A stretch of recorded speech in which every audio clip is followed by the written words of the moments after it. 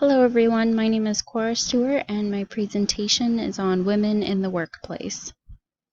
So my first historical article was called The Changing Role of Women in the United States. It was written in 1961. This is the oldest article that I found on my topic. So this article was pretty lengthy. It discussed women in social roles and family roles, really enforced the more traditional sense where women stayed at home and took care of the children. One thing that I noticed in the article was that marriage had an increasing importance. This article was talking about a study that was done in 1890 and then a study that was done again in 1959, and marriage had increased in importance in both men and women. So that was just an interesting observation. Some of the quotes that I found interesting, most of them do little life beyond planning for marriage and children.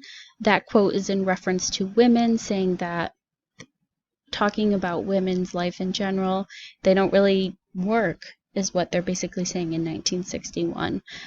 They just plan on getting married and having kids. Today's woman who works outside the home is still charged with the smooth operation of the household. This quote, when they say the word today, they're again referring to 1961. I thought this quote was very interesting, especially with the vocabulary. Women were charged with the operation of the household. The word charged is usually associated with like sentencing. So I just thought that vocabulary was a little harsh, but perhaps very true. So women, even if they did choose to work, were still pretty much in charge of the house and taking care of the kids. The next quote, why women work is an unanswerable question. This quote was a little different. It was followed by information about, it gave reasons why different women may want to work, but I thought it was interesting that the article somehow felt that it was needed to mention a reason for why women work. They couldn't just like work because they wanted to. The article also enforced that more and more women were entering the workforce again after having children. This was pretty different from what women were doing before. They may work until they get married, but once they get married and have kids, a lot of women would just stay at home. They wouldn't go back to work, but we're seeing an increasing number of women entering the workforce. So here are some of the screenshots from the article. The top screenshot is talking about women being charged with the smooth operation of the household. Again, I just thought that vocabulary was very interesting. The bottom screenshot is talking about marriage. I thought that this little graph that they had provided, well, not graph, but this little like table they provided was pretty interesting because it talked about both men and women from 1890 to 1959. We're seeing them getting married younger and in larger numbers. This third screenshot is just of the table about some statistics about women in the workforce, talking about how 36% of all women are at the working age, yet only 23 million women are in the labor force. Some of the jobs that women would typically work at this time were clerical workers, secretaries, waitresses, more of a low earning job, but still working. My second historical article was called Feminist and Feminine. It was posted by the Chicago Defender in April of 1975. And while this article was written in 1975, it was focusing around an actress named Vivica Lindfors, who is a Swedish actress who also acted in the United States. And it was talking about the highlight of her career, which was in the 1950s. So all of the references she's making are to the 1950s. She was a famous actress in Hollywood, but she was known as a sex siren.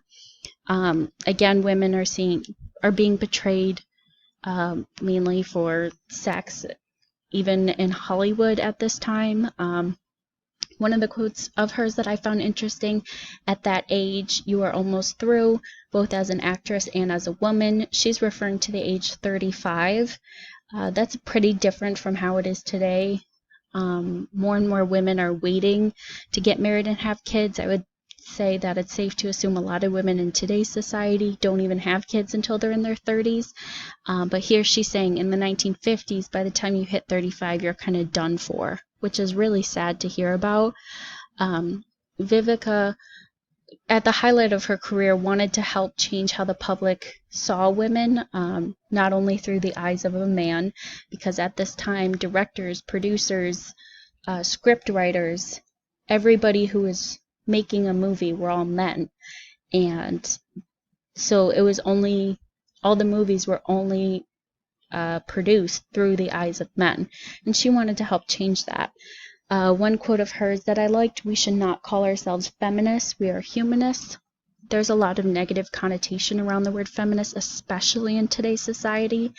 But really, it's more of humanist because she really just wanted equal rights. The bottom screenshot is actually the headline of the article. Just thought it would be interesting to add. And then this is a screenshot of the full article. It's pretty short, but you can scan through it if you'd like. I thought it was pretty interesting. She talks about some of her personal experiences working in Sweden, working in the United States, so the difference between the two there. So analyzing the two articles against each other, the similarities, the traditional values were still in place. Women should be at home, women should be taking care of the kids. Women who worked were still undermined or had lesser jobs. So if a man was a doctor, the woman was the nurse. You know, if the man is making a movie, the woman is his assistant, that kind of thing. So definitely still a lot of undermining women. The differences between the two articles, one of the articles was really talking about Hollywood jobs, whereas the first article that I mentioned was just regular jobs. The article Feminist and Feminine was really more of a flashback, talking about one specific person's experience, where the changing roles of women in the United States was more talking about a study with evidence and talking about general, like both men and women, specifically women, but talking about social roles, family roles, more than just working. So I thought that was interesting. Quick going back, that was also the bias that I had. The changing roles of women in the United States, more of a study that had evidence, whereas Feminist and Feminine, one person's experience. Sorry, I forgot to mention that. My current article that I had is called Facing the Gender Gap in the Workplace. This was written and published in May of 2019. So some of the quotes I found interesting: women are underrepresented at every level. Women of color are the most underrepresented group. In this article, it talked about the gender gap in the workplace, which is kind of a given. It talks about how specifically women of color don't really have a lot of representation, particularly in roles of authority. So this is pretty different from the historical articles that just was like shocked at the idea of a woman working, whereas now in 2019 it's like talking about women getting promotions. Women were less likely to be hired at entry-level jobs than men. 79 women are promoted to manager out of 100 men. Those were just little things added in the article I thought were pretty interesting. 80 cents to every dollar a man earns. And it was suggested that any woman of color earns even less than that. So we're talking about the pay gap.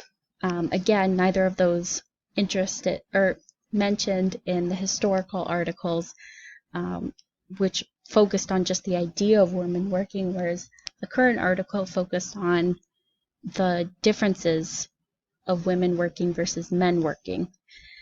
So the article suggested that the way to help improve this situation is that businesses and companies needed to bring in more women at all positions, especially positions of authority and of all colors. And the article mentioned that it's not just about education, because that's not what's holding women back from getting the job.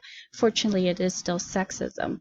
And the final quote that I thought was interesting from this article: diversity alone doesn't create inclusive workplaces. So that quote really talks about how we have to change society's perspective in order to make a difference. We have to do more than just bring in women. Yes, we need to bring in women to work of all colors, but we also need to change how society sees women working.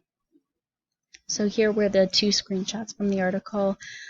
We have a picture that I kind of liked. It's a woman sitting next to three men, and they're all kind of looking at her, wondering what she's doing there. The audience can infer that they're all going for the same job, and it's just she sticks out, and that's kind of the point the article's making, is that the woman sticks out and not in a good way. So the historical articles versus the current article. The current article focuses more about gender inequality in the workplace, whereas both historical articles focus more on the idea of women working. I mentioned this about a minute ago. The current article focuses about pay gap, society's perspective of women, whereas the historical articles are just mentioning women working, because in the 1960s, and it just was a different concept than what people were used to, whereas now we're more used to that. The feminist and feminine, and facing the gender gap in the workplace, the historical versus current articles. They both discuss women not being viewed the same as men in the workplace. So the article with the flashback with Vivica talks about how men just don't see women the same when it comes to working in a job. One thing that I noticed, big difference, marriage and childbearing was not even mentioned in the current article, whereas both of the historical articles kind of made it seem like it was still a really, really big deal. The current article proves that sexism is still alive, but it's improved over the last 70 years since the 1950s. Definitely a lot of major improvements for women, where women are allowed to get jobs, women are allowed to get higher jobs, but there's still gaps, which is what the current article was talking about.